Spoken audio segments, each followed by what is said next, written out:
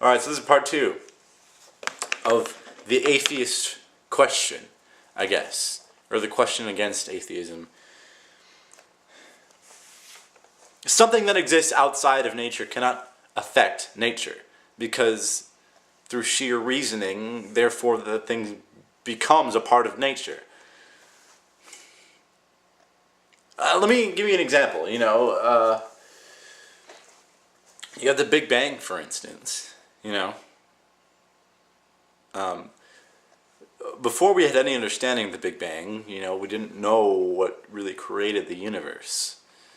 So, kind of the argument for theists was, well, God created the universe. Scientists can't prove what created the universe because they don't know. Well, now we have a pretty solid guess.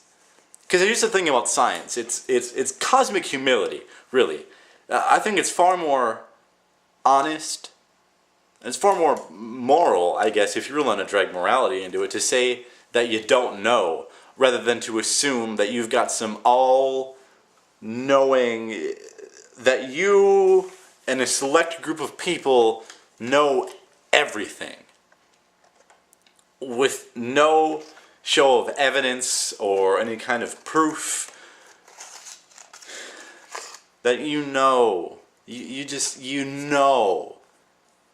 that God is everywhere. God is in me. God can't be everywhere when you say that He exists outside of nature. It doesn't work that way, bud. So anyway, back to the Big Bang. I don't know why that was funny. Let me light my fag here quick. Fag smoking a fag. It's like Inception.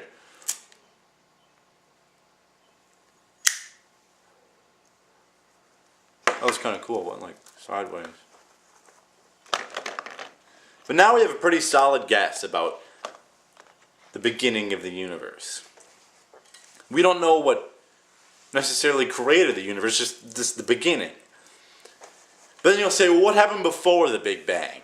What happened before creation? We don't know. But it's the same thing as before we had an understanding of the Big Bang. Say, well, what happened at the beginning of the universe? We don't know. Maybe there was never a beginning of the universe. Maybe it's just kind of always been here. We can't really comprehend that yet, but maybe someday we will. And maybe, just as today, maybe someday, we will understand what happened before the Big Bang. And even if it wasn't the Big Bang, the beginning of time, the beginning of the universe. Someday we'll be able to figure out what happened before that, if anything happened before that.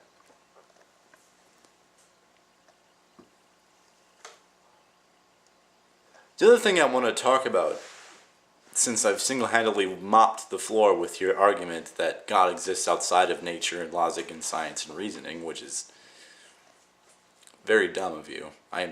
Son, I am disappointed, I guess is what I want to say. And I know I sound mean and conceited, but I'm really trying not to be. But it's just a fact. You sound very dumb when you say that. I want to talk about just atheism in general now, that I've pretty much destroyed your argument.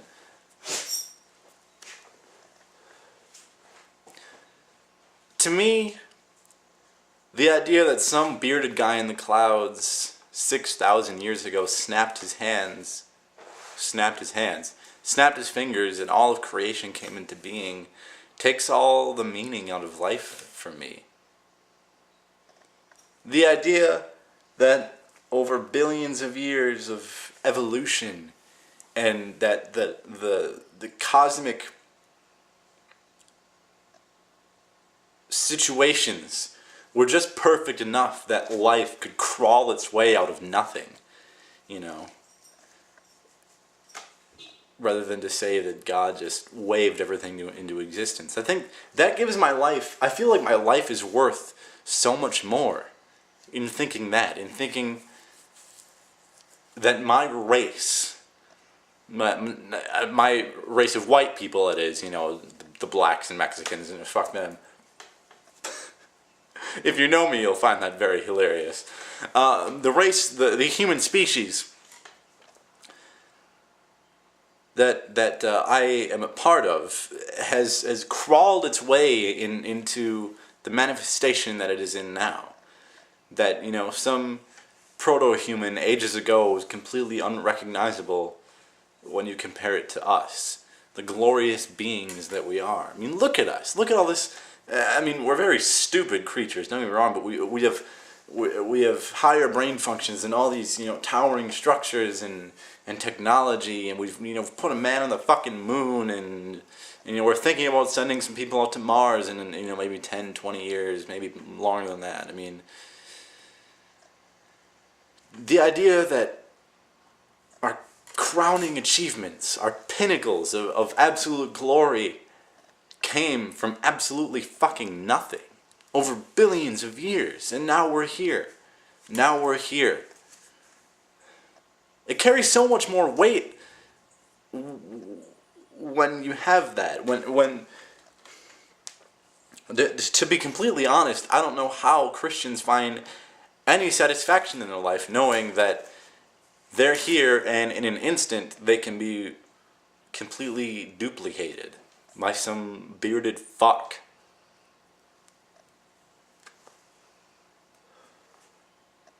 The other thing, and I know contradictions in the Bible don't disprove God, but as far as a God of love and mercy, see, you look at the Old Testament, for instance, and you look at the Garden of Eden, and whether it's metaphor and parable or not, there's still some kind of shaky things going on there. Say, for example, you look at, God said, thou may eat from any tree in the garden, save the tree of the knowledge of good and evil. Now why would an all-wise being of infinite cosmic power not want his creations to know the difference or even existence of good and evil?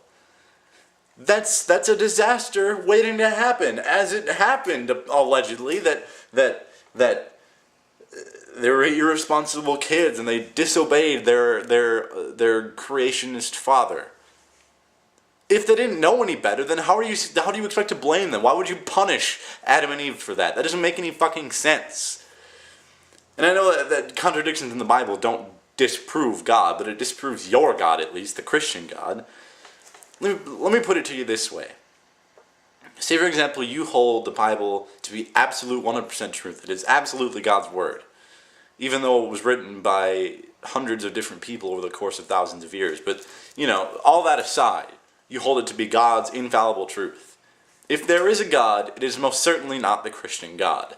If only because of that fucking argument that the Bible is 100% true. No, it's not, because if it was, your God would not be unchanging and all-wise and all-infinite, because that means he's clearly made some mistakes, and that means he's clearly had some changes of heart. You look at the Old Testament and how much of a prick he was, and the New Testament, how much of a nice guy he was.